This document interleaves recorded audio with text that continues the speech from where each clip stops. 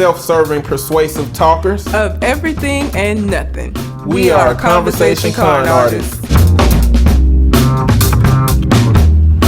What's going on? It's your boy, Mr. On Point. And I am Calamity Red. And we are Conversation Con Artists, back for another episode.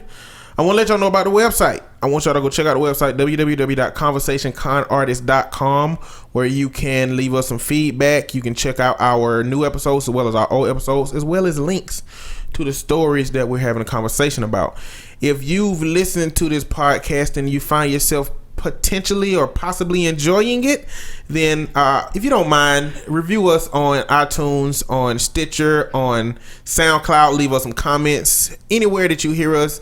Leave us some feedback so that we know you listening, and so it can raise our self-esteem a little bit in terms of the podcast. So you can find me at Twitter at Mr. MISTER_on-point. And I can be found at Red_Calamity. Is that right? Yes. Yes. I always fucking forget my Twitter name. Red_Calamity is correct. Also, we're still doing the listener letter portion of the show, although we don't have any letters this week. So what that means is that y'all need to send us in some letters. It could be about anything. You can send it into the website, or you can send it into our Gmail account, which is conversationconartist@gmail.com, and we will answer those. So yeah. And they can be about anything. Literally like anything. How amazing cats are. About the greatness of Captain America. Whoa. Don't send that shit in, though, because I'm going to have to refute all of that. She just going to have to, because you can send in anything. Don't send that shit in about the cats are creepy and Captain America sucks. What else is there to say? What more is there to say? Yeah, we're going to let them tell it. Okay. Send in what you want. Yeah, basically. I would like to start out by saying fuck Taylor Swift. I've been saying fuck that bitch. Nobody listened to me. Everybody thought that I was over exaggerating to being crazy or being a hater or what have you. But I knew that bitch was fake. She fake as shit. And no, I'm not a Kanye fan at this point, and y'all know I don't fuck with the Kardashians, but when you're right, you're right, as my grandmother would say, and when you're wrong, you're wrong. And Taylor Swift's wrong as fuck, because what Taylor Swift said was, I never talked to him, and I had no idea that this is gonna happen. Then she got up there in her speech and was like, this is for everyone. When someone tries to take credit for your hard work, bitch, sit down, because he called you. Now, whether you have a problem with the fact that Kanye West is recording or Kim, whichever one of them recorded the conversation, the fact that they are recording conversations, that's fine and dandy. But the fact of the matter is, had they not recorded it, she would have continued doing what she does best, playing fucking victim. Oh, woe is me. This is the same bitch who done won 47,000 awards and still looks like, oh my God, me, every time. Every fucking time. She annoys me. She's always annoyed me. Fuck her. That was an illegal recording. They were not supposed to be recording Taylor. They were recording one of their phone conversations with Taylor, because Taylor said the conversation didn't even fucking happen. So, according to her, it wasn't nothing to be recorded. Lying ass. I don't know. Because that's just what Taylor gonna use to try to... Yeah. Well, if she's smart, she just shut the fuck up and sit down. She not, because she already is talking about character assassination, which is fucking hilarious, coming from the bitch who write all of her albums, and I mean all of them shits, based on whoever she was fucking previously. She dragged these niggas through the mud, like, all the time.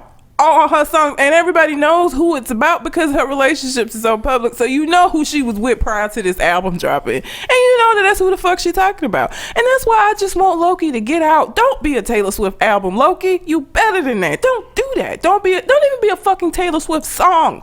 Get out. Please get out. Best case scenario, Loki is the reason she don't put out an album in a certain period of time. I mean, maybe. But then that would mean that the relationship would extend that period of time. So you gotta choose one. You either gotta have a long-term Taylor Swift Loki relationship, or you gotta have a Loki album. Which one you going for? Neither. You gotta he choose. Just fucking get out. She in the relationship now. You gotta choose. But if he get out right now it's not even been enough time for her to get an album's worth of shit from this. They've not been together that long. She might write a little song or two, but it isn't gonna be an entire album. If he gets out now, everybody can be happy. I mean, except for her, but who fucking cares? I just why would he get out now? Cause she's terrible. Maybe during this little time, maybe he's seeing the evil two-headed dragon situation. I mean, he probably just poor the same shit. The image that she puts out there, or that for whatever reason she like awakens this protective instinct in people, and they feel like they have to rally around her. Cause poor Taylor Swift. And this is, I don't even feel like this is an exaggeration. Somebody's gonna probably feel like it's an exaggeration. I don't. Taylor Swift is the kind of white girl that during the time when they was hanging motherfuckers, a cop would have walked by and be like, did he just look at you? And she would have been like, oh my God, yes, I was so afraid. And she got somebody fucking hanged. Because it's essential, that's who she is. Like, she's the victim in everything. So if she has an opportunity to be a fucking victim and come out on top, I just feel like she would have been the kind of white woman that would have got somebody fucking hanged. Perhaps. I just don't like her. And I was, again, y'all know I don't fuck with the Kardashians, fuck all of them. But I kind of cheered a little for Kim for releasing that shit, because now AC Blow, I talked to him and he feels like they're all working together so that they can all stay relevant type shit, because everybody's getting exposure from this, and there are people who think any publicity is good publicity, so he thinks that all of them are in on it, and this is just like a big ass, all of them are trolling everybody, but none of them are. It's not like they aren't relevant. Yeah, but they're all narcissists who need constant attention and constant spotlight, and they've been in the news and in the headlines where they wouldn't have been prior, because what the fuck do they have going on otherwise? Like, Taylor Swift is still on this same fucking album that she's been on forever. So he think all of this is planned? Yes, he think they're all in on it together. Even this part of her releasing the tape. I don't know. That's even a bigger conspiracy than Taylor Swift just... But you said it. You said it on the show that you... I wouldn't go any further than that being a plan on... Like, the way that it all played out, having it being a bigger plan just to stay relevant... They could have stayed relevant a bunch of other ways. But again, you got to think about who you're talking about. Like, this is it. They're narcissists, so like they're not gonna go about it in a way that like an average person. I feel like all three of them are narcissistic. Well, Kanye don't count, because Kanye live in a world where magical unicorns wear top hats and monocles and talk about politics, but not all politics, like magical unicorn world politics. This is shit we don't understand. That's what Kanye West live. Kanye West don't count in this conversation as far as I'm concerned. Well, Kim and Taylor, they narcissists. They regular narcissists. Yes, they are. So I don't fucking know. I'm honestly tired of all of them motherfuckers, but I know that for the ride or die hard as fuck Taylor Swift fans, they're just gonna see this as another situation of, oh my God, poor Taylor. Because now, whereas before she was saying she never had a conversation, now she's saying, did you hear anywhere on there where I said it was okay for him to call me a bitch?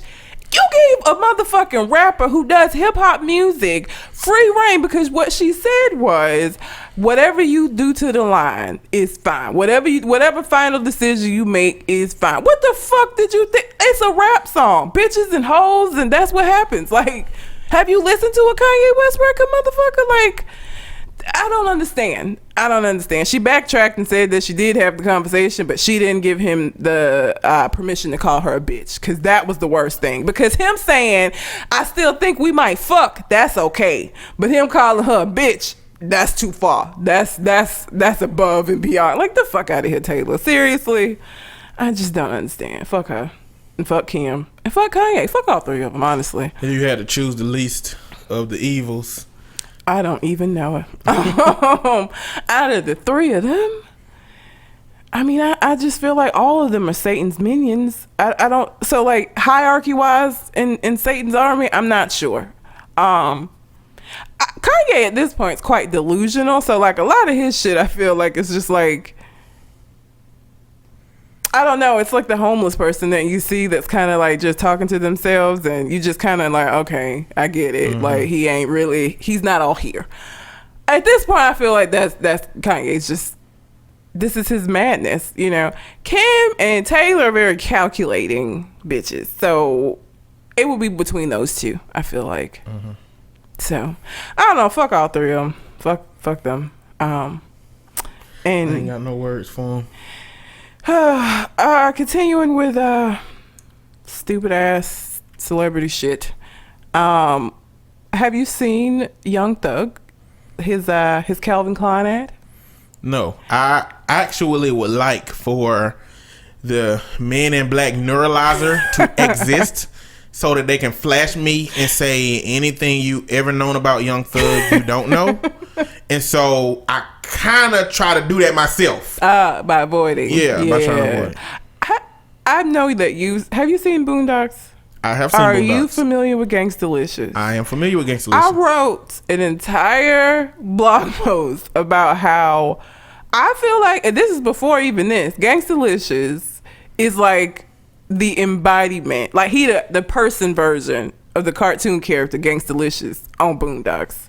And if y'all are not familiar with Aaron Magruder, I am convinced is like some kind of oracle. He knows the future. He knows what's coming down the pipeline. And I need another season of Boondocks written by him so that to address all this shit that's going on now. But Gangstalicious is a rapper who is gay, but is in the closet. He created an entire clothing line where he had niggas wearing pearls, and he had them wearing essentially dresses with the ass cut out of the back, Carrying and purses. they were carrying purses. They were wearing skirts, which for men, women know what that is. Men, it's like it's shorts, but they got a little wrap over the front, make it look like a skirt in the front and shorts in the back. And he had rappers and hardcore hip hop fans wearing that shit. And Young Thug is essentially Gangstalicious. Like the first time I saw Young Thug, I was like, oh shit, this is Aaron Magruder's character come to life. So Young Thug is now a spokesperson, I guess, for Calvin Klein, and he has ads where he's wearing dresses, and he says that he does not believe in gender. He don't believe in science. He doesn't believe in gender, and he feels like that he can be a gangster in a dress. Is what he said. What do you mean when you say he don't believe in science?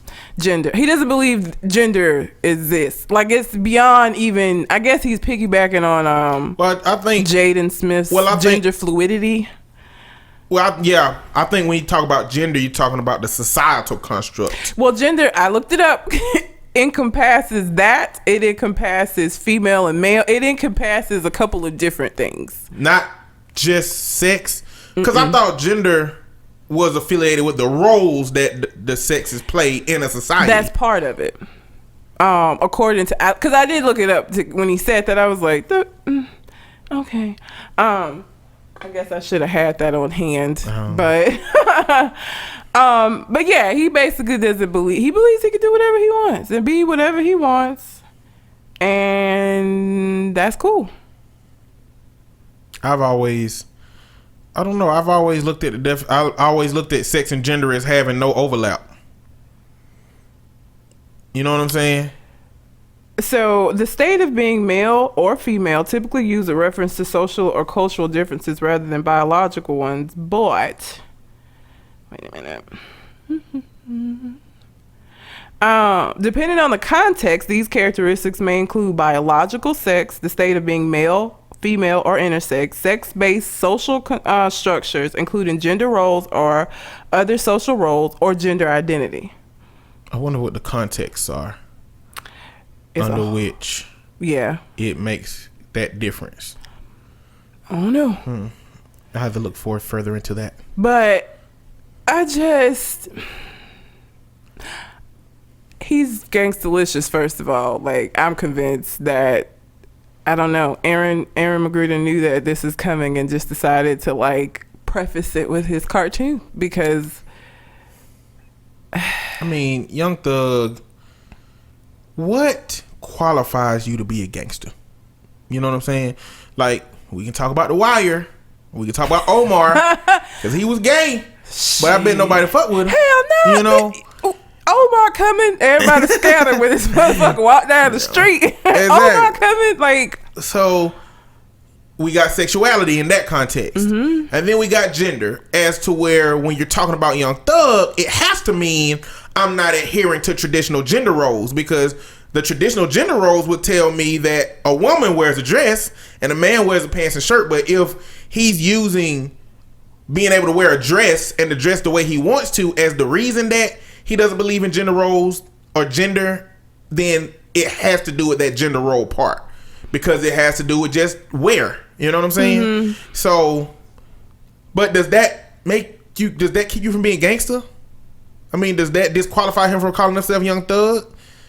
I mean, I guess we have to know what he believes qualifies him as a gangster, or is his qualification as a gangster just how the community defines him? Well, I feel like most gangsters would not agree with that state. Like, I just don't. I've never been to like the well-known area like Compton or any of that. But I cannot imagine a world in which I would like somehow end up there and everybody's walking around with their nails painted and dresses on. Like, I cannot envision that being the case. Like, because especially not with the way, like, as misogynistic as shit is like, I just can't imagine that world. So I think he's speaking solely for himself. Like, I don't know that other gangsters would agree with him. That's the thing. Where does the definition for gangster come from? And is a gangster about what you do? Or is it a gangster about how you portray yourself? Or is it just an encompassment of all those things? I mean, male gangsters gonna always say that they're gonna make whatever definition they need to make fit to exclude him. Oh, yeah. Just like they do everything. Like, they could say a week ago before he said this stuff, it could have been, man, if you bust somebody's head, if you in these streets, if you a G, if you done been out here doing your thing, then you a gangster. You know what I'm saying? What? But when you put on a dress and you was doing all that stuff, you ain't a gangster no more? Like, I guess it just depends on how that thing has been defined and will continue to be defined. But you done looked up gangster? I did. Urban Dictionary? This is the regular dictionary. I'm looking up Urban Dictionary. I'm going to look at Urban Dictionary, but the regular dictionary just says a gang member or a type of rap music featuring aggressive lyrics, often with reference to gang violence. Now, Urban Dictionary, on the other hand, says a sociopathic member of the inner city underclass, known primarily for being antisocial and uneducated, also known for ready access to illegal drugs and weapons and staggeringly poor marksmanship. White people be in here defining this shit, man. I got another one. Another top definition for gangster. A wannabe thug, often illiterate and an inhabitant of a downtrodden ghetto that hangs around in gangs, quotation marks, largely associated with African American subculture. These try-hard wannabe gangsters attempt to make themselves appear like criminals by graffitiing buildings, smoking, selling drugs, and trying to look all badass and macho and shit, yo. An utter degradation of what true gangsters represent, and street wannabe gangster types don't hold a candle to what real gangsters are. The real gangsters are those behind organized crime, most notably the mafia, responsible for black market trade, espionage. How you say espionage, organized beatings, assassinations, the Godfather. So even in crime and shit, whoever did this has defined the white people as superior in crime and black people as inferior in crime. I have gone to the second. I'm trying to look for one that was written by somebody black. None of these. A thug who affects roughness, partakes in crime, and hangs out with others in his gang. The purpose of his behavior and affected image is to make him feared and powerful, and to earn him respect from his peers who are also involved in crime. He typically has a specific dress code, social code, and vernacular to identify him with his gang. Moreover, he often relies on drugs to induce or augment his rash behavior. He is, in short, a feared idiot. I think we're looking at the wrong way. We need to be looking at thug. Maybe. Gangster, the white people are defending gangster as the original mafia and Italians and all of that jazz. Okay, top definition for thug. As Tupac defined it, a thug is someone who is going through struggles, has gone through struggles, and continues to live day by day with nothing for them. That person is a thug, and the life they are living is a thug life. A thug is not a gangster. Look up gangster and gangsta. Not even close, my friend. That was the top definition. Next definition: to be a true thug doesn't mean wearing bling, listening to rap, or talking black. Being a gangster isn't superficial. Well, they had a gangster in there. They sure to did. be a true thug means you haven't had it good your whole life, and you intend to change that and get out of ghetto. If that's where you are, you do what's right. You don't take shit from nobody. You stand up for your friends, and you don't let them take shit from anyone. You don't have to be a stereotypical gangster to be a thug. A skater can be a thug. A nerd can be a thug. A hit can be a thug. A prep can be a thug. An old ass man can be a thug. I don't know what none of this shit talking about, man. No, that helped nothing. None at all. So we are no closer to a resolution for this dialogue. Before we started it, though, we are now. We not. We just not. No, I will just say that I don't understand.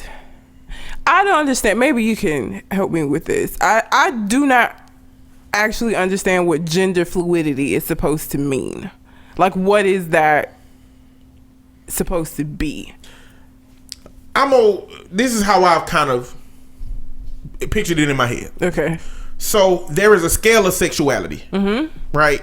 From even within your sexuality, like a heterosexual scale, it's still a scale. It's all the way scale.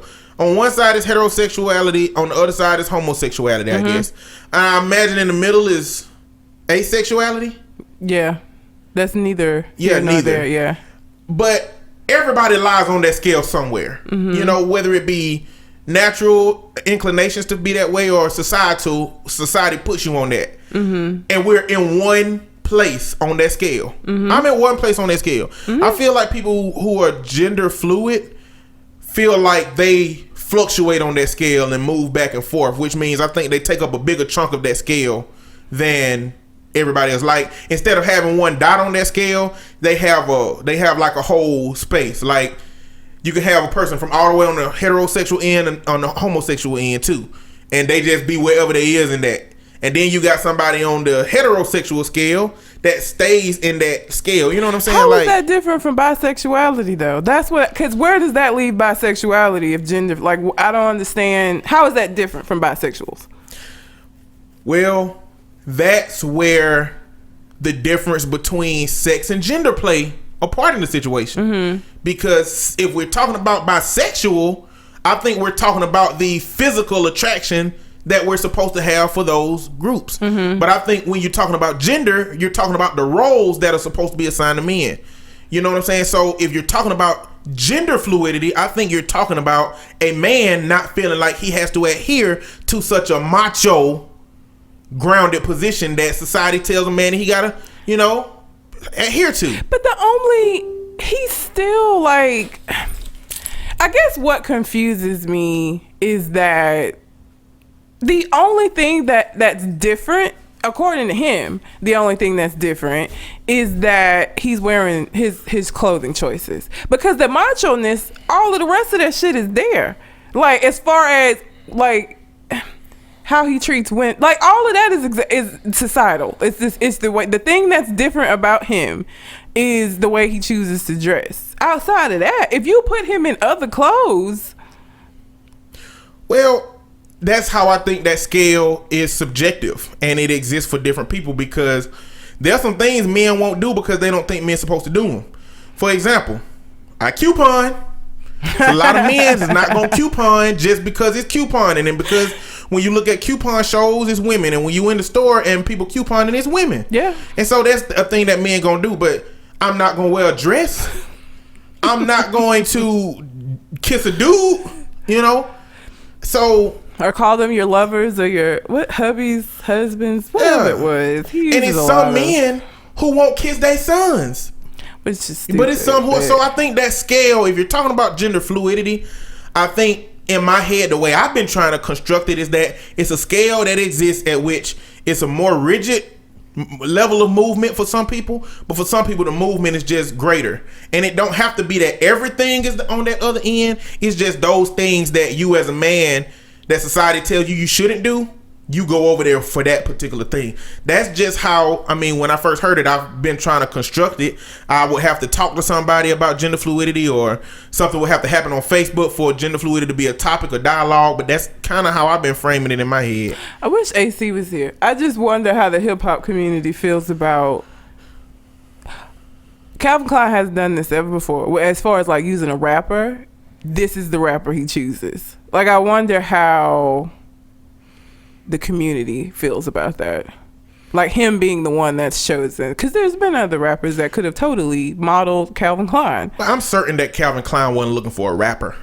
I'm certain that he was looking for somebody to cater to these LGBT trans issues that's going on in our society. I disagree. I think he was. I think this is a way for him to get into... two birds, one stone, right? He's catering to them. Young Thug actually does have a following of people who like cool with what he does, so he is gonna get some of those hip hop like, it's usually the younger generation that's with it, but he's still gonna like, that is a way in for that as well, as opposed to if he had got like fucking, I don't know, The Game or... Well, I agree with you, but what I'm saying is, if we look at the history of Calvin Klein and the existence of rappers, he could have been had a rapper doing his stuff. I think I think that it's combined. I think that the initial thing that he was probably looking for was not a rapper. It was somebody that encompasses LGBT stuff. But now that he knows Young Thug exists with this stuff, well, let's use him. I just think the rapper is secondary to what he was really seeking. He just found what he was seeking in something that can bring him another popular group of people. You know what I'm saying? Because he could have been put a rap out there. Yeah. But that's what I'm saying. But that's... Unfortunately, for the hip hop community, as they're going to feel... That's what I'm saying. It happens to be a rapper that we don't really probably agree with in terms of these dresses and all of this stuff that he doing. Even though a lot of the hip hop community likes his music. Yeah. So I don't know. I know like the hip hop community is a misogynistic system. As fuck, yes. Very sexist. Yes. They don't homophobic. Yes. All of that stuff. All of those things. Yes. It's a very protected genre. And it's certain things that just don't fit in the genre.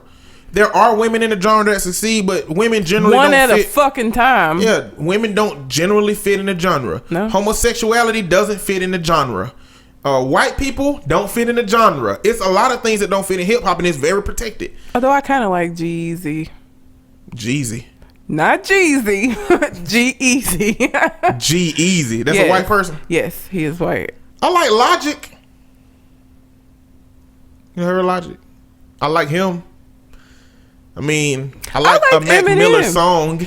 I ain't like Mac Miller. I did like Eminem. Eminem is like... Who don't like Eminem? Yeah, true. He's the one. He's the one like white rapper that I feel like everybody can kind of agree upon, right? Like, there are people who have issues with Macklemore. I don't even know that people respect Mac Miller. But Eminem is not that dude. Like Eminem, and I think it's because he just stayed who he is. Like, he didn't try too hard, I feel like, as far as, like, trying to fit in and shit. He just is who he is. He always has been. He didn't have to try. I mean, G-Eazy is fucking... He looked like... Like, Eminem came into the game talking about... Like, I think Eminem scared me when I first listened to his album. Yeah. Like, I was like, he got problems. Oh, yeah, he does have problems. You know what I'm saying? Like, I don't even... He ain't white. He just a dude with some problems that done read a lot of damn dictionary. Yes, like that's what he was. Command of the language is amazing. Yeah, but yeah,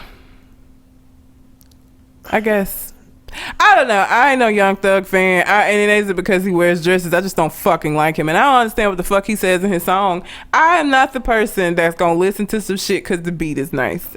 I actually listen to lyrics, and which one of the reasons that I'm not like a huge hip hop person, especially not mainstream hip hop, is because they ain't saying shit. How many times can you talk about money, clothes, cars, and bitches? Like, I just don't care. So I'm not a Young Thug fan because I don't respect his music, because it ain't shit.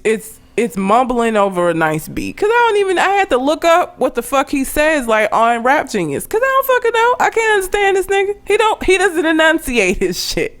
Can't understand him. So I'm not a fan, and has nothing to do with him wearing dresses. I just don't like his music. I don't even look up his lyrics. Well, you know, I don't even want to know. For Stupid in the Beat, I do that, but he makes Stupid in the Beat a lot. Yeah, I don't even care. Like, the only time I really look up new rap songs from new artists is if it became popular in some kind of Vine or YouTube video or Instagram video or something. Then I look it up. Yeah. Then I'm trying to see how popular that song is and why. And they usually catchy. Mm-hmm. You know, the reason that they choose those songs and make them and put them out is because they know how to catch people's ears. So I'll listen to it. But I actually tried to listen to Young Thug's album, his last album. I was like, maybe I'm not giving these rappers a chance. Oh, okay. Maybe I'm just bound by my past and my history and the music that I grew up with, and his music ain't worth a shit to me. I don't know it's not. what It's to do awful. to my ears to make me want to listen to it. It sucks. Nothing. There's nothing. It's just awful. It's just fucking terrible. Maybe I should put on a dress and listen to it. I don't think that would make a difference, but I would pay money to see that. So let me know when you get ready to do that. I did that shit one time in I don't know why, but in not high school, but in middle school, before we left to go to the junior high school, me and like 7 other boys dressed up like cheerleaders and did a routine. And to this day, I ask myself, one, why in the fuck would the school do that? And two, why the fuck would I participate? I have no idea. I don't know if I participated and my cousin did because I did, or if he participated and I did because he did. That's hilarious either way. Either way. It's pretty funny. Wish I could have seen that. Before we get into this convention of Klan members without the hoods, I do want to talk about the therapist, because that terrified the shit out of me. The therapist that was shot trying to help an autistic client who had run away with a toy truck and got fucking shot by the police. Like, what in the fuck? That terrifies me, because I have actually been outside of the agency where I work trying to calm down a kid that was going through something that wouldn't come back in. That scares. I don't want to be out here trying to get you in. Fucking police roll. Yeah. You know, that's very scary. And I work in the white predominantly community in Alabama, and I've talked to kids outside. I've had conversations with my parents and adults outside. Like, when I saw that, I was like, what else could he have done? He laid on the ground. He had his fucking hands up. He said, I'm unarmed. As they could, I mean, he had arms, but he didn't have a gun. That what unarmed meant, if you didn't know, because he had his hands up. And he told him, look, this is my client. I'm from and he got shot. And he said that when he asked why, the officer said, I don't know. What? The fuck you mean you don't know? You just shot me. You better fucking know. You better have a reason. What? And like, the thing about it is, that could have turned out even worse, because like autistic people who have autism, and especially I guess as advanced as like that the guy who he was chasing down from the group home was, when they get in them fits where they get upset, I mean, really, sometimes you just have to let that shit go. Like, let it ride out. Like, keep them safe while it's going on, but like, let it come to a conclusion. He out there in the middle of the street with a truck, chilling. You know what I started to think? I really think police officers have become so desensitized to what guns do, and I believe that it's become a reflex. I believe that it seems like their guns have become a part of their existence, and it's a reflex to protect themselves. Whether they shooting a person, whether they shooting a dog, and that's no problem with that. The problem I have is that the police are the only people that get to act that way from their fear. Yeah. As a citizen, you as a be civilian, in fucking prison. what do I get? I just get to be scared. Yeah. I get to be scared of cops. I get to be scared of dogs because I can't shoot a dog. I get to be scared of people in the community that threaten me because I can't shoot them and kill them and then get away with it. Like, what do we get to do? I mean, it's really getting more and more difficult for me to understand what I'm supposed to do with my fear. While with their fear, they get to act and take lives, and they get to shoot people. Irrational as fuck. Like, this man's on the like, and for the people who keep saying just stop resisting and da. What now? Because that's exactly what the fuck he did, and he still ended up getting shot. So what now? What do you have to say now in this? What should he have done? What more could he have done to keep from getting shot? At least he didn't die. I mean, I guess that's the silver lining in all of this. He was one of the few that survived, but what was he supposed to do differently? What was he supposed to do differently? Hey, if it ever happened to me, I'm playing possum. My legs is going spaghetti. I'm gonna act like I'm passed out on the ground. I ain't trying to. I want them to be like, did he pass out? And I want them to come and revive me. I'm gonna wake up slow and move real slow like a sloth. They ain't gonna potentially be able to be scared of me. Or I'm just gonna strip down butt naked. I'm gonna just strip that. If a police ever, I'm gonna strip down butt naked. The only way they're gonna shoot me is if they think it's a gun in my ass. I'm just gonna get butt naked and be like, listen, officers. I mean, y'all can't believe I'm a threat right now. I'm butt naked. I am very, very. I don't know. I'm not happy with myself right now because I did this. But you know what? I'd rather not be happy with myself than be dead. You know, my wallet is over there in my pants. You go get it. It's not in my ass. Neither is a gun. I mean, it's some other things he could have done. You know. Like that? Yeah, just like that. He could have used his chameleon power to immediately turn white. You know, cause wouldn't that be great? You do that. I mean, that would probably be the way to get saved. Like, that would probably be legitimately the only way.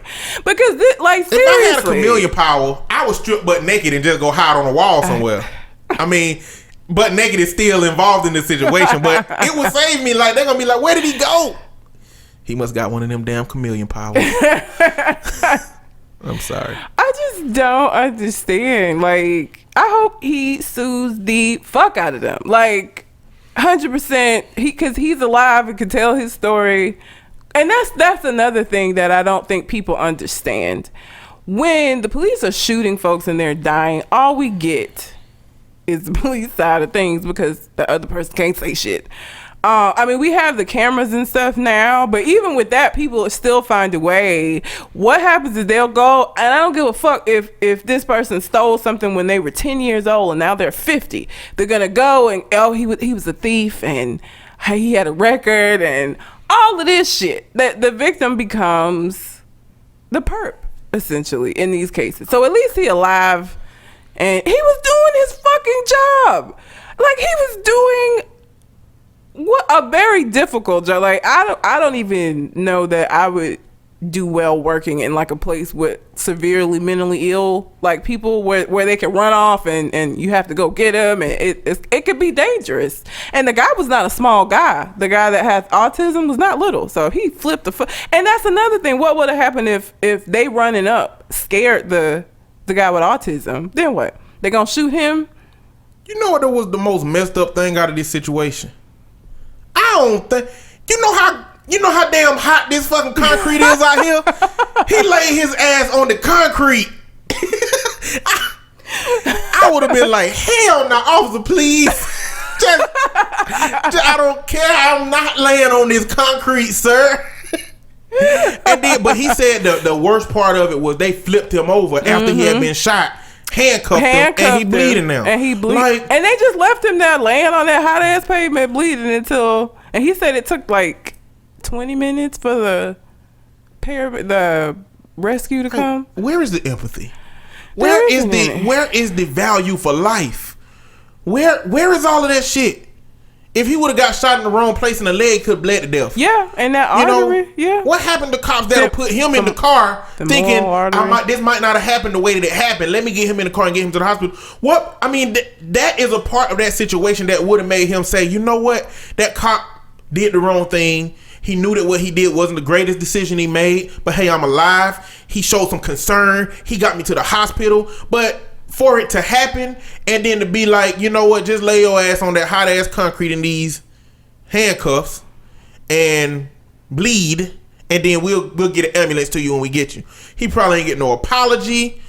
I don't know. I ain't gonna say that. You know, I'm beyond. I don't think he will. Well, for me, I'm beyond. Like, I really want to make it clear, talking to everybody, that I don't condemn all cops.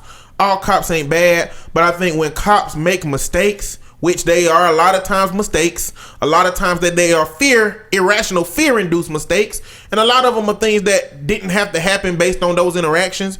You know, but I'm not gonna condemn every cop for that. Every cop is not that, but when they do it, there needs to be some kind of empathy, some kind of recognition for human life, because that's what we're missing with Alton Sterling and Philando Castile. It's fine. They got killed. It was a mistake. Maybe it was justified, but there is still no empathy for the life lost. And that's what All Lives Matter is missing. You're saying all lives matter, but you're not supporting the lives that have been taken. If all lives matter, even the lives in Chicago taken by black people are supposed to matter to you. If those things don't matter to you, then All Lives Matter isn't really All Lives Matter. It's really just an invalidation of Black Lives Matter. You need to know what that means. You know, it's the same thing as all life matters. If you don't believe in abortion, all life, you know, life is also, but in our society, this is the same party that says, I don't believe in abortion because all life is important, but you are willing to have the death row in existence. Yep. And so I think that the lack of empathy that they feel for people falling under that same category of you made bad decisions, so bad things happen to you, and if bad things happen to you, it's okay. It's all right. You know, you shouldn't have been doing those bad things. I just wish that they would be able to afford us the same courtesy. Like what you said. I'm not condemning all cops. It would be nice if they could not condemn all black folks too. If every stop that you had that involved somebody black was not this heightened level of fear and danger, and if you weren't putting all of us in the same kind of a category, the same way that you don't want us to put all y'all in the same category, the same way where you feel like we should be able to distinguish between what's bad and what's good, but y'all don't give us that same courtesy of doing that. We all get lumped in the same fucking category, but you don't want us to do that to you. And then we don't, right? We don't. We give them the benefit of the doubt. We say, we're not saying all cops. We're talking about the bad cops. We're talking about the ones that are out here taking lives. We can do that. But on the other side, you cannot afford us that simple, same courtesy. And it would be different if, like, what if black people, you know, what if 75% of black people made a pledge, you know, an oath to not do crime and to not harm police and to not speak negatively of the cops in the community? What if all black people took a pledge and there was something that we wore around our necks or a bracelet to show that we've taken that pledge? It'll be a difference between us that's taking that pledge, doing those things we said we weren't going to do, and the black people that didn't take that pledge. You know what I'm saying? Mm-hmm. And that's kind of the comparison that people make when they talk about black on black crime. You know, police officers swore to protect this thing, and criminals are just criminals. They didn't swear to do that. You know what I'm saying? Yeah. And so I just think it's a bad comparison to say, well, y'all care about the lives when it's taken by a cop, but y'all don't care about the lives when it's taken by a black person. You know, well, it's a different standard that's been set for, you know, how you're supposed to deal with lives in those two situations. Cops have a set standard that's written down on paper. Criminals, they don't have a standard at all. No, they don't. You know what I'm saying? So that's why they're criminals. It's just crazy how that situation always plays out when it comes to talking about Black Lives Matter, talking about Philando Castile and Alton Sterling and the lives that were took, and the standards that police are supposed to be held to. But I'm getting to the point where I don't even know, how does it get fixed?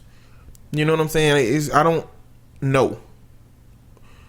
I will say I have been seeing videos on my feed where certain police forces in different cities, like I saw one where like the Black Lives Matter group met with the officers. They had a fucking cookout.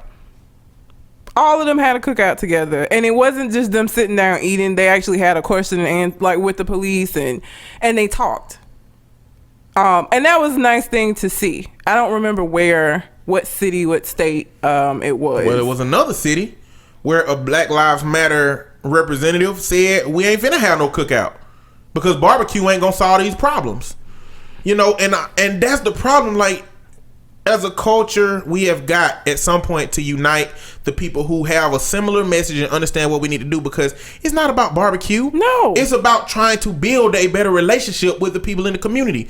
I mean, if you want people in the community to stop dying at the hands of police, you're going to at some point have to create a relationship between the two people, the two groups. And that's what that, again, it wasn't just the barbecue. They didn't just sit down and eat, because yeah, that wouldn't alone, but they actually had a conversation. The police, they had a mic, and people were able to ask questions, and they were able to have a discussion, and it was and it shows that type of shit is possible. People have to be willing to do it on both sides. So the whole attitude about barbecue ain't gonna fix nothing, not helpful. Yeah. And it ain't.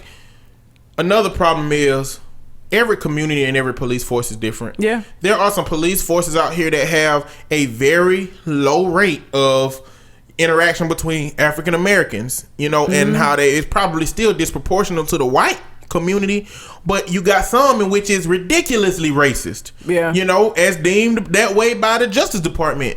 And then you got some some black communities that get along with the police, and you got some that just don't. And so I don't like that, the media is lumping together this Black Lives Matter person that says this and saying this is about the movement. And then one that says, this protest had this chant, so this is what Black Lives Matter is about. Like, they isolate whatever they want out of the extreme outliers in the group and say this is what the group represents. Yep. This is the representation, but it's all to fit the narrative that they want to believe. Bill O'Reilly wants to believe that it's a terrorist organization, and every time he put some stuff up there, he put that little quote where they said, fried cops like bacon. They always put this protest where talking about cops dying.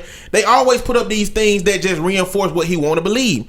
Because it's been thousands of protests, 4 of them that we know of that riot. Yep. It's been hundreds of thousands of interactions with cops, but 10 cops died maybe over these whole situations. They're not looking at all of the positive and all of the people that have a positive narrative about Black Lives Matter. They're looking at the few outliers that have a negative one. It's the same way as if I looked at, the white Tennessee representative, senator, whatever he was that put up the sign, "Make America White Again." If I looked at him and said, you know what, that's what all of white America thinks. That's the problem. And like you said, we're not afforded that courtesy to be looked at as individuals. Nope. We're looked at as a group. We always have been. We always have been under the microscope as a group. We were slaves together. We were 3/5 of a person together. We were attacked by dogs and fire hoses together. We had to get on the back of the bus together. And white America looked at everybody as that because your brown skin made you that. You weren't an individual. You was the brown people. Yep. And so it just still continues today. It's just in a different context. But, whatever. Blame it on the rain. The reign of white supremacy. Well, you remember Billy Vanilli and that whole controversy surrounding them. That just made me think of Melania Trump and her plagiarism of Michelle Obama's speech. Little thieving ass. Basically. Well, her speechwriter's thieving ass. Well, here's the thing. It goes back to motherfucking Taylor Swift in this bitch. Melania originally said that she wrote her speech, and then after the fact, of course, I didn't write that shit. She backtracked. Obviously, everybody out from the jump knew that Melania didn't write that shit, but she was the one who said she did. The speechwriter released a statement. I saw it, trying to separate herself from the Trump situation. Well, she still was. She was like, and I was gonna resign my position, but Mr. Trump is such a caring and kind person, and he said everybody makes mistakes, and that's why he's gonna be such a great president, and all of this bullshit. Like, okay, girl, all right. So what I feel like happened is you just got an extra little Christmas bonus there for taking the fall for Melania or whoever to make it look good. I just think it's hilarious. If you're gonna plagiarize a speech, and this is to the speech, whoever was the actual person who fucking wrote this shit. If you are going to plagiarize a speech of a first lady, maybe you shouldn't pick the one before you. Go back a little fucking further. You know how lazy that is? You know how lazy that is? The fact that you just went right to Michelle Obama, the one that's in there right now, that's whose speech you gonna go to, the one that's gonna be the best remembered because it's the freshest one on everybody's mind. The fuck is wrong with you? That's lazy. She didn't even let that shit cool down. No! Lazy as fuck. You just... and it was paragraphs. But that's how traditional white America has done. You know, they take that shit right when it's good and fresh, and then, you know, make it their own. But in this situation, not so.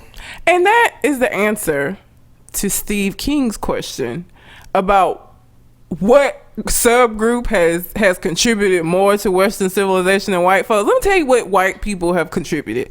Theft of property, theft of resources, theft of labor, just theft. That's what y'all contributed. Because honestly, even the things that were made by them, depending on the time in which it was made, I can't even trust that motherfucker actually was the one who invented it, to be honest. Because y'all history shows that you take shit. You take a bunch of shit. And if Steve King had to be forced to live in a house with things that were only made by white people, it would be a very empty ass house. I don't even know that it would be like a foundation to his house. Like, what? And fuck you for calling me a subgroup as well. Like, what the fuck? What subgroup, motherfucker? Subgroup? Oh, okay. So we're the subgroup and y'all are the main group. The fuck out of here. Now, what I'm going to add is, listen, white people, it's really hard to have this dialogue and not say stuff like white people. So if you're white and you didn't steal anything, if you haven't taken anything, if you're not racist, this dialogue does not directly apply to you. However, you have to realize that there was a time when your ancestors did things that weren't great. Yeah. And so while you didn't participate in those things, this dialogue is about the people that did participate in those things. And I'm sorry, you in this dialogue, you are collateral damage. You just have to be collateral damage. I mean, in order to have this dialogue, I don't want you to be guilty. Don't want you to feel guilty. I don't want you to feel bad about that thing. But I think that is just a side effect of acknowledging some of these past wrongs and that history, you know. And so if you can separate your guilt from it, we got to acknowledge this stuff. Yeah. And so traditionally, white people have taken from brown people and created America from that, or had them build America, or had them cultivate a financial powerhouse in America, you know, through slavery. So I mean, we got to acknowledge these things. We are beyond the point of being quiet. And this whole notion that talking about it is what makes America divisive. White America has been divisive on paper. Jim Crow laws. 3/5 of a person. Black people can't vote. I mean, on paper, there has been division in America by white people. And I think what divisive means to the Republican Party right now is that you're talking about it and you're not getting with our program. Because if you just stop saying stuff about it and living life as we want it to be lived, basically, then there will be no division. Yep. But division in this instance just really means following your lead, following your orders, following your rules, and doing what you're saying to do. But if we do that, if every brown person does that, we're just still going to be getting killed at disproportionate rates. Indian Americans are going to continue to be treated like terrorists at a disproportionate rate. Asian Americans are going to continue to be whitewashed out of movies and cast aside when it comes to positions in America. Like,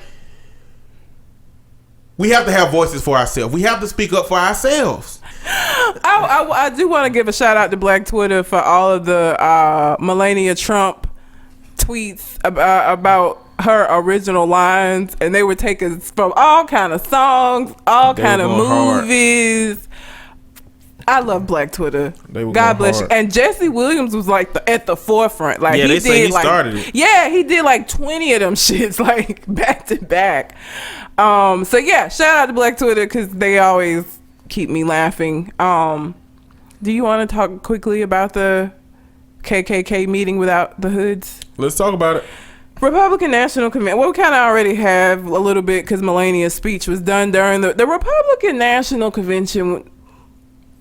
Was basically a Klans meeting. They just didn't put the hoods on because that's all. It was also during this time that Steve King said the black people ain't contributed more than white. No other group has contributed more to Western civilization than white people. You had the sheriff out here cooning. What's his name?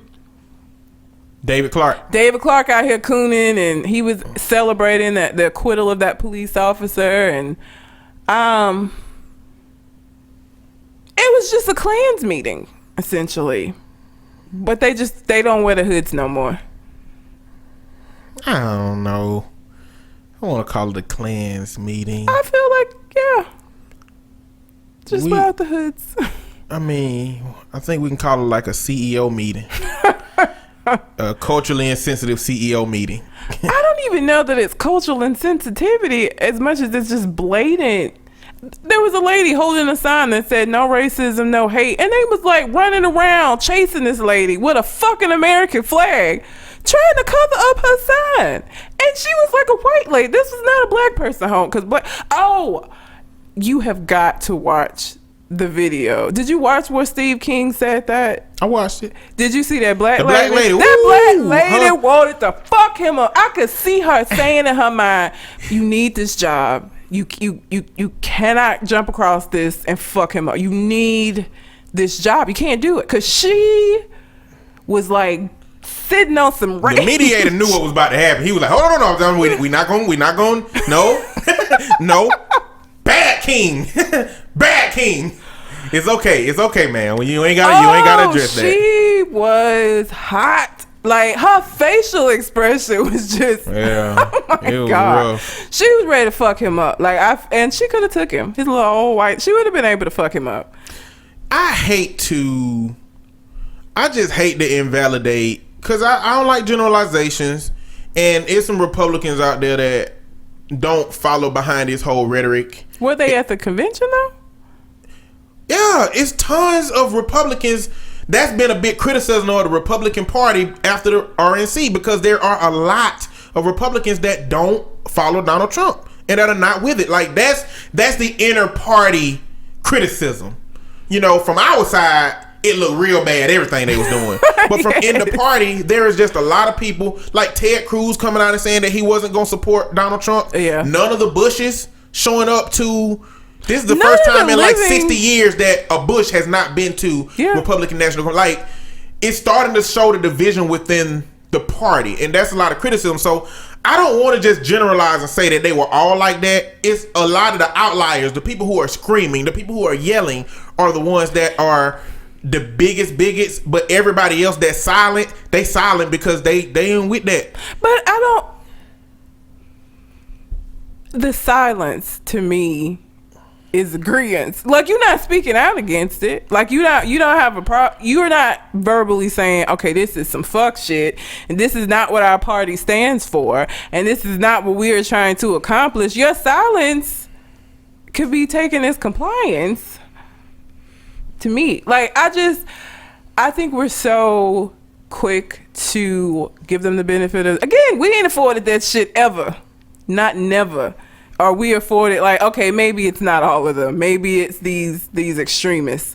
But we're always quick to say, give them the benefit of a doubt. I just don't feel like doing that this time, honestly. And me, I understand that, but I'm not going to stoop to their level type situation. I mean, black people, whether anybody else that's not black agree with this shit or not, we the most forgiving people. Yes. We are capable of dealing with the most shit.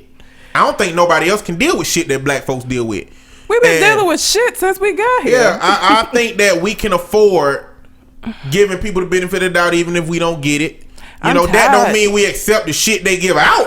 Fuck that. You know what I'm saying? I'm just saying I'm not willing to lump people that ain't intentionally doing the bullshit in with people that's intentionally doing the bullshit. I still feel because they're standing by and they're not, they've done nothing to try to keep this from happening. You know, like nothing. We're here at this point now. They haven't tried to do anything to stop this from getting to this point. And I know that America looks like a fucking fool right now to the rest of the world. Like the fact that Donald Trump was even in the running, and now that he's like the front runner for one of the parties, we look like idiots because he sounds like an idiot and he represents us now, whether or not, even before he's president, he represents us. And we all look like fucking fools. So I have this deeply ingrained situation within myself where I try my best to live by this core set of principles, and I try not to be a hypocrite in how I look at my own principles. Give you an example. The reason I'm saying that, even though some people are sitting there quiet and not standing up for what's going on, there is somebody out there within the Black Lives Matter movement that's looking at me and saying that I'm standing aside because I don't get out there and protest, and I don't do very much, and I don't donate, and it's a lot of things that I'm not doing for that. It's somebody that's gonna look at me and saying I'm standing by and letting that shit happen.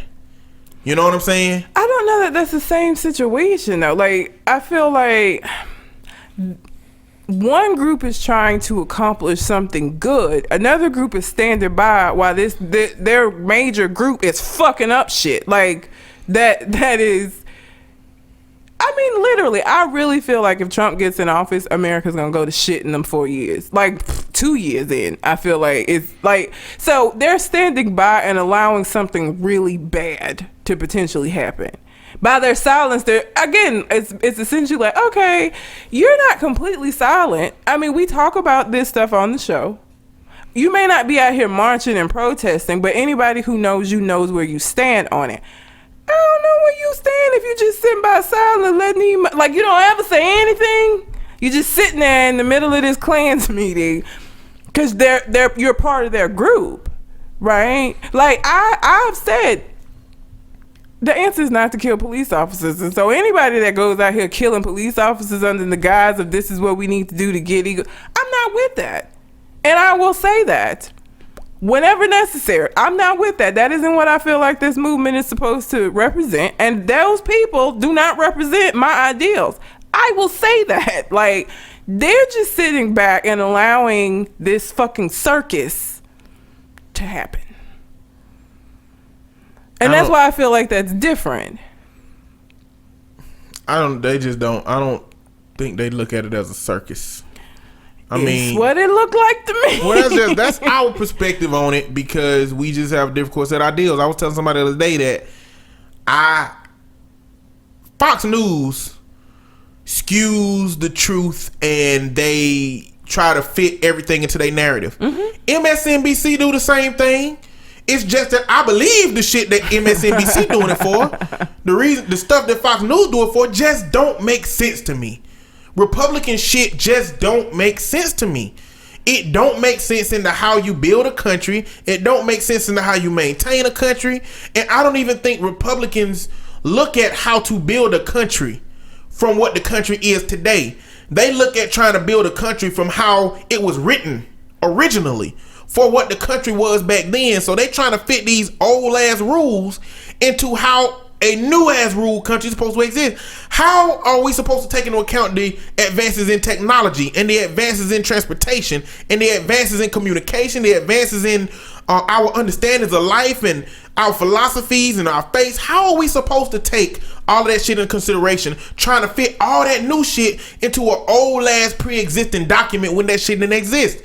And so them looking at the liberal, air quotes, agenda as they move forward and saying that, you know, they're just trying to tear up the Constitution.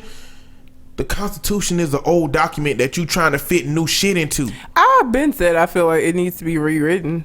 Like, it doesn't apply. A lot of that, it doesn't apply. It's not applicable to 2016.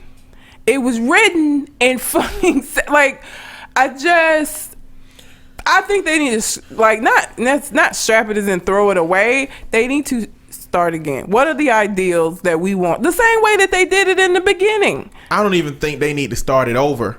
I think it needs to be the core, but I think they need to be willing to look at what is too rigid in it and what is too just applicable to the past and look to amend that, because that's why the founding fathers allowed amendments. But that's why I say start over, because that's going to be subjective. What is too rigid and what's not too rigid if you're looking at trying to fit this document in, but just take out things that you don't need?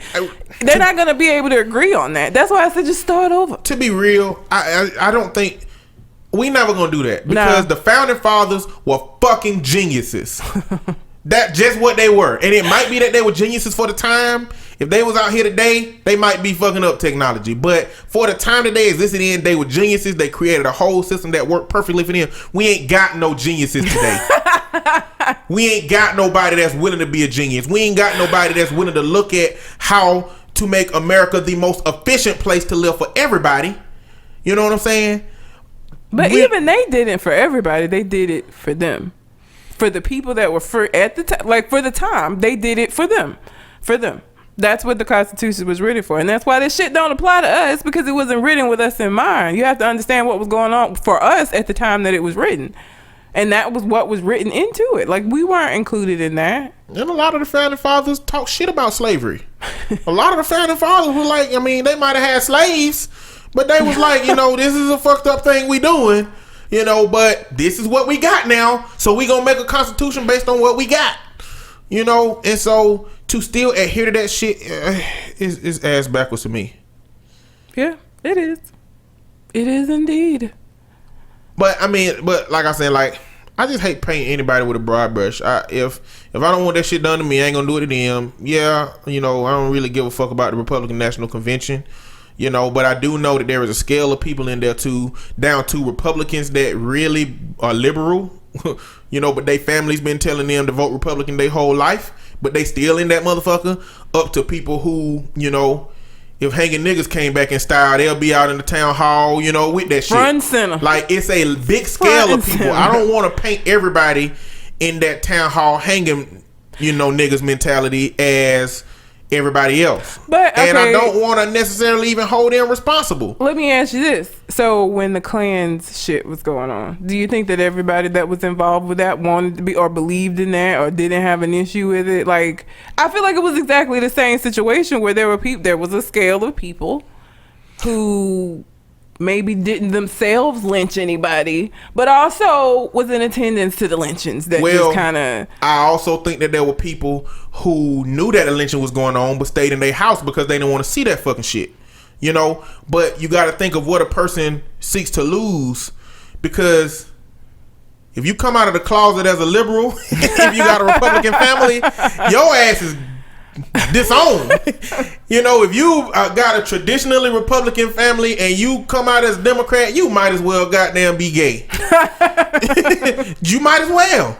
I mean, and so I just think that it's hard to condemn everybody when it's some shit you can lose by coming out. And some people are willing to lose that shit and some people ain't. And I would hope that mean that you don't go to the fucking, you know, Republic. Just don't go. But if that's 90% of your friends, 95% of your friends, I mean, I can't relate to that because I tell my friends when they doing fuck shit and I don't go. But I get what you're saying. Like, I wouldn't, even if I was going to remain Republican, and I'm using air quotes for my you know, so I don't get kicked out of the wheel, I'm not going to be an active one, right? I'm going to rock with y'all. I might vote that way because I don't want to have no shit with y'all. I ain't attending no fucking convict. Y'all, I'll see y'all when you get back. We can do something. Let's do something next weekend. Like, I'm not finna rock with it. I don't want to be there. I'm not going to be there. But that's just me. I wouldn't have attended. Even if I was, I wouldn't have attended. I just would have go Republicans. I bet old ass folk missed the days when politics and pay was private ass shit. I bet they miss it, boy. I bet like, man, back when I was young buck, we ain't talk about politics. We ain't talk about how much we got paid. We just did the shit in the booth. Now you can't. Everybody's political shit is out there. Yep, it is. It is, but yeah, it was a circus for me watching and just seeing what was coming out of it. And Donald Trump's speech, the America that Donald Trump is talking about being great is one in which I would not benefit from living in, because his great America don't include my black female ass. It don't. And his speech was just fucking terrible. Like, his great America, I don't want to live in. Because it's not going to benefit me at all to be in his America. At all. His America ain't real. But the people who back him believe that it can be real. So there was an interview. You know Van Jones? Black dude. He used to work in the White House. He's a CNN analyst. He come on and do shows. He did an interview with clearly these right-wing dudes from InfoWars or website. But they asked him, why do you think Donald Trump is a racist? And he gave one of the best responses I done heard. He said, I do not think that Donald Trump is a racist. I think Donald Trump is worse than a racist. Let me tell you why. A racist is a person that believes that their group is better than all the other groups. That's what a racist is. A person that believes that. I don't think Donald Trump believes that. I think Donald Trump believes that he can play around with other people's racism. And that makes Donald Trump believe that everybody is stupid, because he playing everybody. He playing the left, he playing the right, he playing everybody. So I think Donald Trump is worse than a racist because he used everybody as racism, and in that way he believe everybody is stupid, and he's just the smartest one doing the shit. Which is the puppet master. They are reinforcing, really, and so I mean, the Make America Great Again, it is playing off of what subjective notion of great again everybody have, because there was a interview that they was doing with people at the Republican National Convention in which they were asking people, when was America great? And one dude said 1776, and one dude said about the 1950s right after the Depression, and one dude said the 1980s. Like, and you know what? Bullshit was going on for us at all of them times. I know. 1776, we were slaves. Yep. 1950, the Civil Rights Act of 1964 had not been signed. Yeah. The Civil Rights Act of 1957 had not been signed. Nope. Around the 1980s, black people was getting locked up disproportionately because of the war on drugs. Like, ain't none of them times been worth a damn for black folks in America. And what America gonna say, the American Great Again people, what they gonna say is that, black people was fucking up back then. Well, we still fucking up now, according to them. We cannot not fuck up to them motherfuckers. Like, it's not possible. That's our legacy. Fucking up.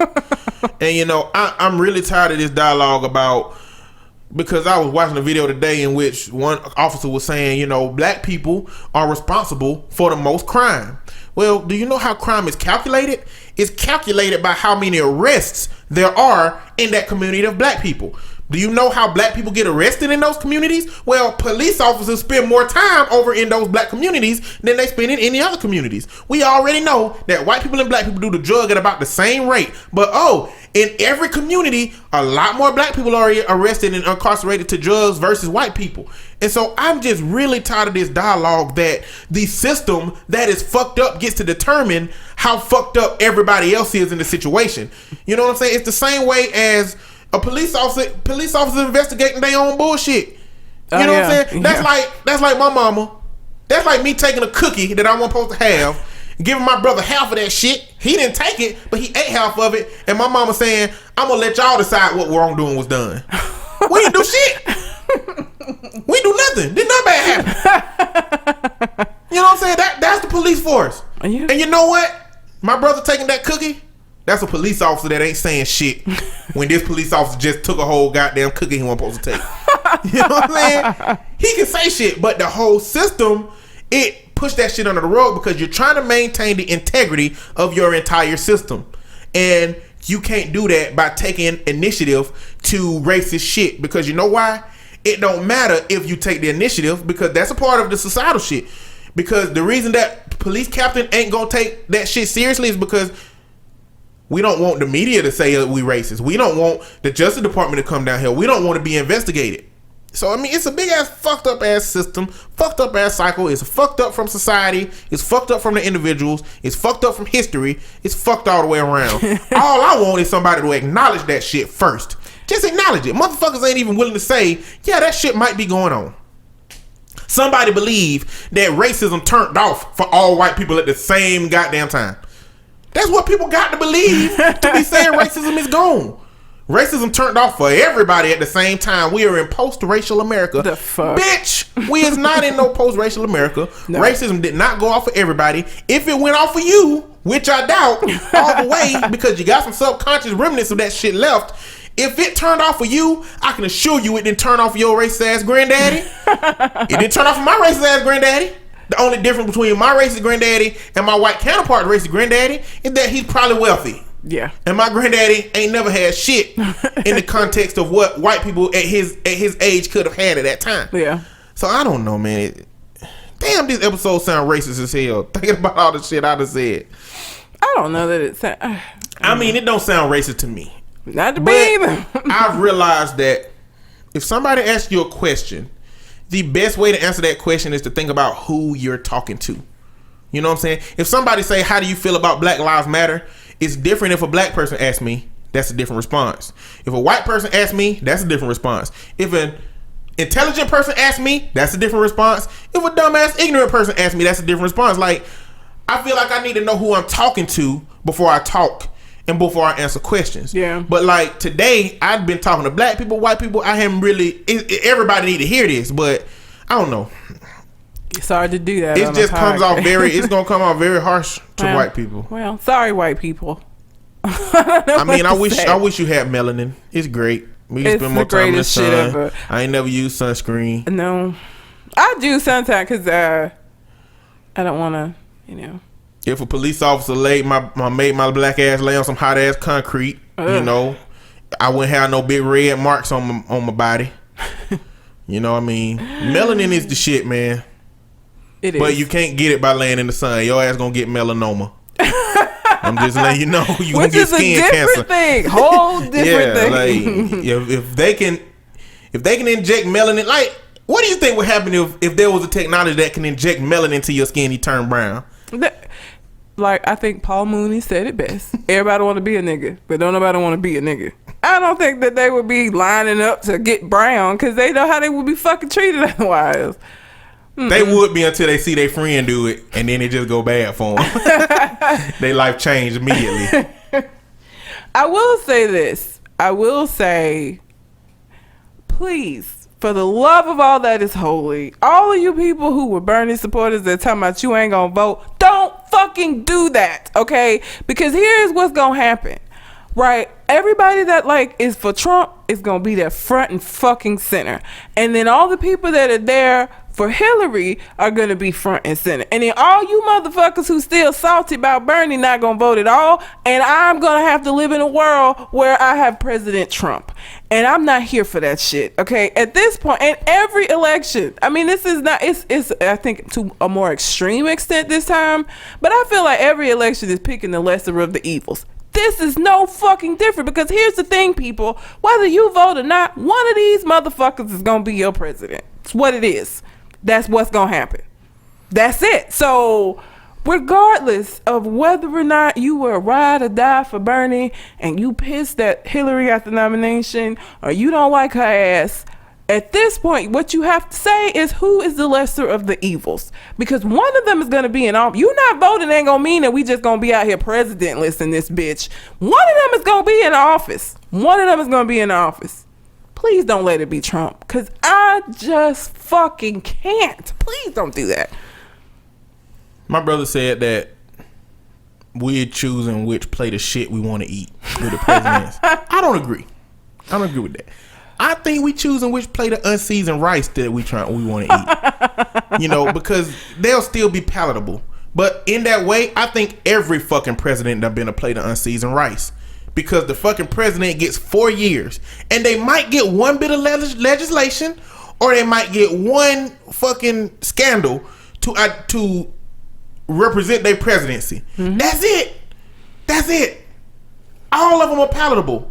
They might change one big thing, or they gonna fuck up one big thing. That's what every president do. Mm-hmm. The problem is the House of Representatives and the Senate. It's the people that been in there since they was 30 years old and they 70 now. They are the ones that have framed and shaped America and continue to do so. Mm-hmm. You know what I'm saying? President Barack Obama is a relatively young president. He ain't changed much of shit as a senator. You know what I'm saying? Yeah. And after he a president, he ain't going back to do it no more. Nope. And so we don't need to focus on the president. The president ain't shit to me. The problem with Donald Trump, though, is that, you know, he's a representation of a lot of the hatred at America because he been using that shit and manipulating it like Chucky. You seen Chucky? All the Chuckies? Yeah. It's one Chucky movie where Chucky killed a black man with a voodoo doll. I don't know you're in it, but he basically had a voodoo doll, and Chucky is Donald Trump, and all of our dumbasses, all of y'all dumbasses that vote for Donald Trump and support Donald Trump, is the voodoo doll. And America is that motherfucking dude that's finna get his ass murked off after Chuck starts stabbing it. I ain't saying Hillary Clinton is better. I'm saying she is better than him, than Donald Trump. Yeah. Again, it's the lesser of the evils. Both of them. I get it. I get why you don't like either one of them. I feel you. But again, at this point, this is the 9th hour. It's going to be one of them. It is going to be one of them. They're not going to just not have a president because you feel a certain type of way about the nominees. It's not how that works. One of them is going to be out here, you know, representing the country. I just can't imagine Donald Trump going and speaking with leaders of other countries and it turn out well. Can't fucking see it because he's a dumbass and he has no filter, and I just feel like it would be some kind of I don't know. Even his own fucking ghostwriter thinks he's a sociopath and regrets writing his memoir for him. So I just and he ain't respecting nobody, man. He keep using people's songs without their permission. He just do so much shit that he ain't got no business doing. He say stuff and then say he didn't say it, or say he went to go check it out, or I don't know, man. I just don't understand how y'all can believe in First Amendment rights and Donald Trump ain't doing nothing but suppressing people that can't report on his stuff, kicking people out when people say stuff he don't like, he act on it. How can y'all believe he support freedoms? Did he put a gag on the ghostwriter? Now he can't say nothing else. Yeah, can't express cease his and opinion? desist.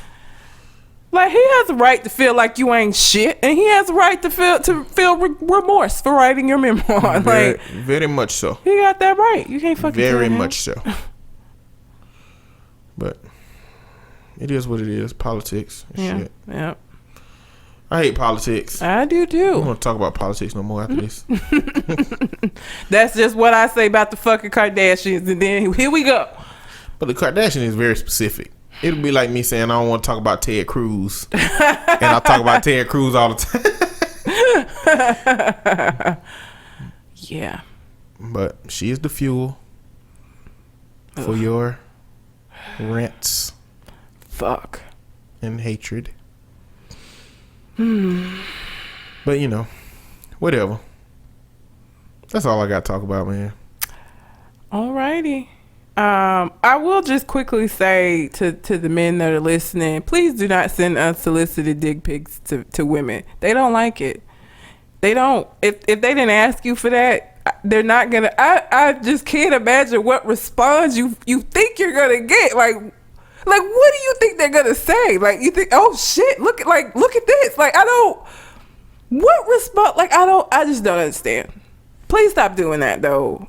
If somebody asks you for one, all right then, have at it. But don't be talking about the weather or your hobbies or your interests and then bam, picture out of the blue. Don't do that. Please stop doing that. For the love of God, please. Misogyny.